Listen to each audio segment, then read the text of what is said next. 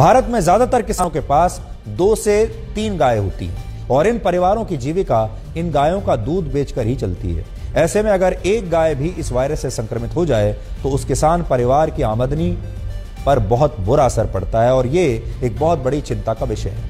इसके अलावा उन किसानों को भी दूध बेचने में अब परेशानी आ रही है जिनकी गाय और दूसरे मवेशी बिल्कुल ठीक हैं, स्वस्थ हैं, संक्रमित नहीं हुए हैं। शहरों में तो लोग इस बीमारी के बारे में ज्यादा जागरूक नहीं है, लेकिन गांवों में इसे लेकर कई तरह की अफवाहें हैं और डर का माहौल है, जिसकी वजह से ग्रामीण इलाकों में लोग अब दूध पीने से, दूध खरीदने से बच रहे हैं और इससे दूध की बिक्री कई राज्यों में कम हो गई है। हालांकि स्वास्थ्य एजेंसियों का कहना है कि अब तक इंसानों में इस वायरस का एक भी मामला नहीं मिला है, इसलिए लोग दूध को अच्छी तरह से उबाल कर पी सकते हैं। इसलिए आपके लिए टिप यह है कि आपको दूध से डरने की कोई आवश्यकता नहीं है, लेकिन एक चीज का ध्यान रखिएगा कि आप जब भी अब दूध पिएं, आज के बाद हमारी ये रिपोर्ट देखने के बाद आपको दूध उबाल कर ही पीना है। अगर आपने दूध उबाल कर पिया है तो अगर संक्रमित गाय का दूध भी आपके पास आया है तो आपको संक्रमण नहीं होगा। इस बात का आपको ध्यान रखना है। लेकिन इसके बावजूद गांवों में दूध की बिक्री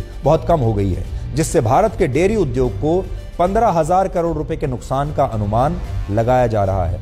हमारे देश के स्कूलों में अक्सर बच्चों से गाय पर निबंध लिखवाए जाते हैं, जिसमें बताया जाता है, बच्चे भी लिखते हैं कि गाय हमारी माँ के समान है, गाय एक ऐसा पशु है जिसका सब कुछ दूसरों की सेवा में काम आता है। और इस तरह के निबंध आपने भी अपने स्कूल में लिखे होंगे। लेकिन सोचिए, आज जब हमारे देश की लाखों गायें इतने भयानक वायरस से संघर्ष कर रही हैं, तब क्या आपको इसकी कोई जानकारी भी है? हमारी टीम ने आज अलग अलग राज्यों में और गांवों में जाकर इस मुद्दे पर एक विस्तृत ग्राउंड रिपोर्ट तैयार की है, जो आपको बताएगी कि यह वायरस और ये संकट कैसे कोविड के जैसा ही है। इसे आप जानवरों का कोविड कह सकते हैं।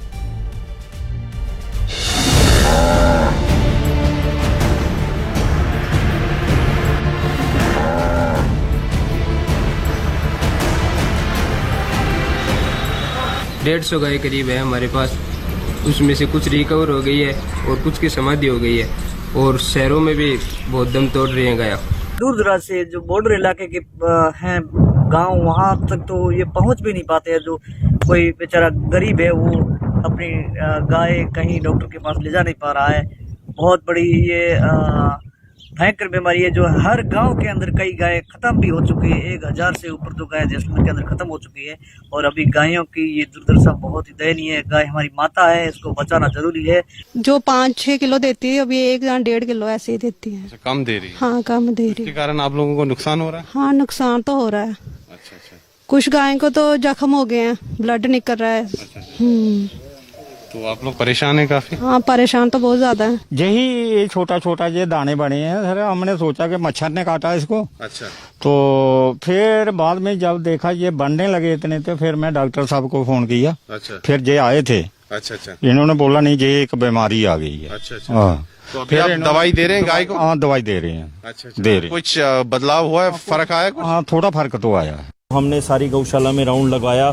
उसमें जो हमें स्टार्टिंग में 1-2 केस मिले, हमने वो अलग से बंधवाए। धीरे धीरे डेली सुबह से शाम तक चक्कर लगाने के बाद जैसे जैसे गौएं थोड़ी बढ़ती गई, अभी 20-22 गौएं ऐसी हैं जिनको बहुत हल्के माइनर सिम्टम है, वो हमने अलग कर दी इसी वजह से, ताकि उससे दूसरों को मत हो और उनको जब उनका इलाज चला तो वो वहीं रुक जाए, आगे ना बढ़ पाए। ਦੁੱਧ ਜਿਹੜਾ ਅਸੀਂ ਰਿਕਮੈਂਡ ਕਰ ਰਹੇ ਹਾਂ ਕਿ ਜਿਹੜਾ ਤੁਸੀਂ ਅਗਰ ਬਿਮਾਰ ਪਸ਼ੂ ਤੋਂ ਦੁੱਧ ਜਿਹੜਾ ਤੁਸੀਂ ਪੀਣਾ ਹੈ ਤਾਂ ਉਹਨੂੰ ਚੰਗੀ ਤਰ੍ਹਾਂ ਬੋਇਲ ਕਰਕੇ ਪੀਣਾ ਹੈ, ਤਾਂ ਕਿ ਉਹਦੇ ਅੰਦਰ ਜੇ ਕੋਈ ਵਿਸ਼ਾਣੂ ਹੈ ਉਹ ਜਿਹੜਾ बॉइलिंग पे मर सके। अपने पशुओं के लिए सबसे सफाई पर विशेष ध्यान दें, क्योंकि ये बीमारी का जो मुख्य कारण है वो मच्छर, गंदगी और ये किलनी भी है। गाय का तो बहुत ज़्यादा सेंसिटिव है बफलो से। गाय तो जैसे HF गाऊ है, इंडिजिनस गाऊ है, वो रेजिस्टेंस है। HF और जर्सी दोनों एग्जोटिक ब्रीड हैं, इनमें तो बहुत ज़्यादा दिक्कत आ रही है। इनमें तो प्रमुख जो लक्षण है उसमें एक तो फोड़े बनते हैं शरीर पे बड़े बड़े, और फोड़े बनने के साथ साथ तेज बुखार आता है।